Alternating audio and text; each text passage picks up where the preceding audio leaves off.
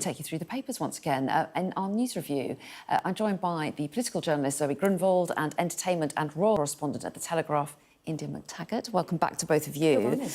We looked at lots of the front pages in the last hour. We're going inside them now. And Zoe, you've picked out a story about a bit of unrest within Labour ranks, according to The Times. Yeah, so obviously there is a lot of soul-searching going on off the back of the local elections, particularly why it is that Labour suffered defeats and Reform UK is growing in popularity. And there's lots of concerns about Downing Street's direction from both voters, but also the Labour Party's own backbenchers. So this piece in The Times is talking about how backbenchers are keen to see Labour make some more gains next time and are very worried. So there's pressure on both the left and the right. So very worried from the left about the government's planned welfare cuts, which they're due to vote on next week. Apparently there's been a letter that's been sent to the Chief Whip by more than 100 MPs, making it explicit that they were not prepared to support the welfare reform bill. So that could be a rebellion that would be pretty difficult for him to weather.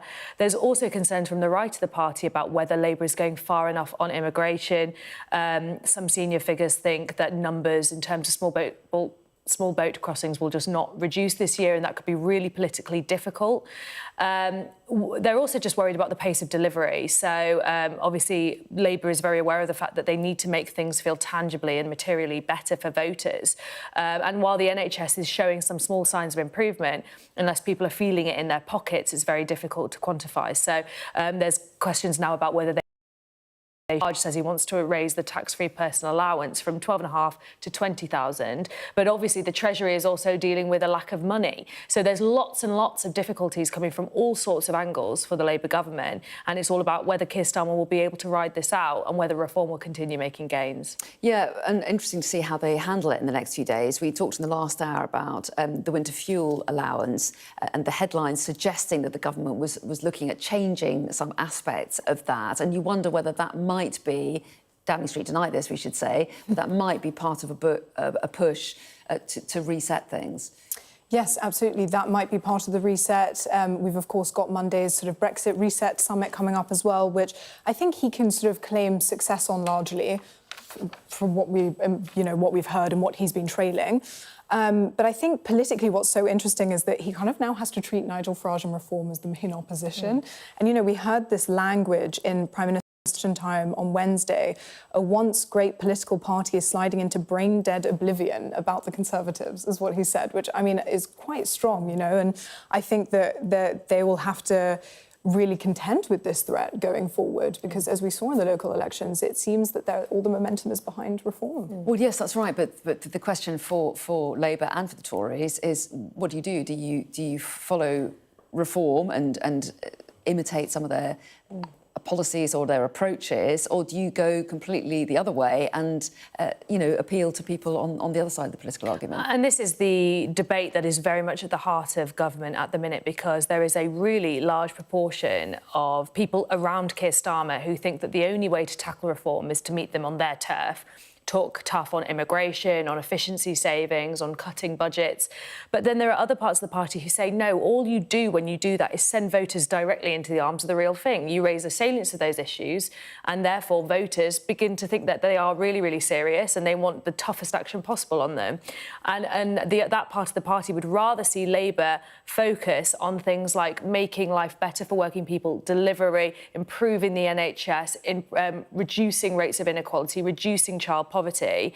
But the problem is the Treasury is so constrained by its own fiscal rules and by the lack of money that it has, that trying to make life materially better, investing in public services, it's very difficult for them to find the money to do so. So there is this debate, and it feels at the minute like the right of the party is winning out. But if they continue to make concessions to Reform in terms of votes and in terms of popularity, who knows whether there'll be a rethink about the strategy, because at the minute it doesn't feel like talking tough on these things is working for Labour. Yeah, interesting to see where that goes, and that's vote on welfare cuts and reforms, to see what happens when that does come around next month.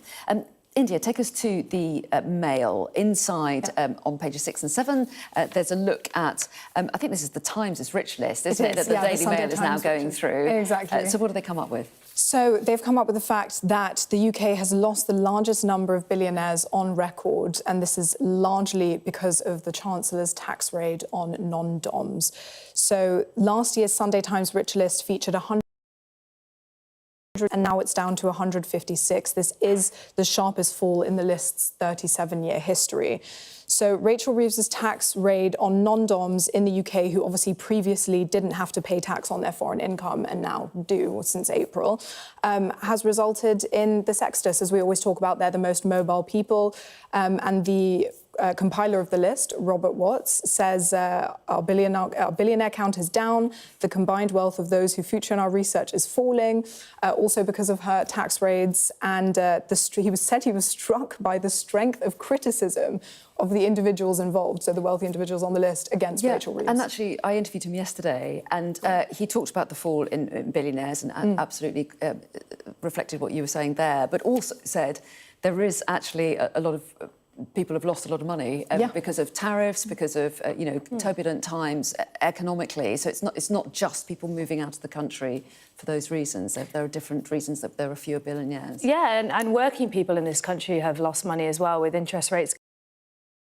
I mean, the fact is that we've got 9 less who weren't paying tax, who weren't paying their share of tax in this country anyway. A lot of people would say, well, good riddance. And, we're going through tough times. Everybody is struggling. There is a real argument actually being made by a lot of wealthy people in this country as well. You only have to look at organisations like Patriotic Millionaires who say, why aren't we paying more? Why is it that we are taxed less on our assets than working people are, proportionally on their income? So, some people might say, if you don't want to pay tax in this country, then please go. We're out of time. See you next hour.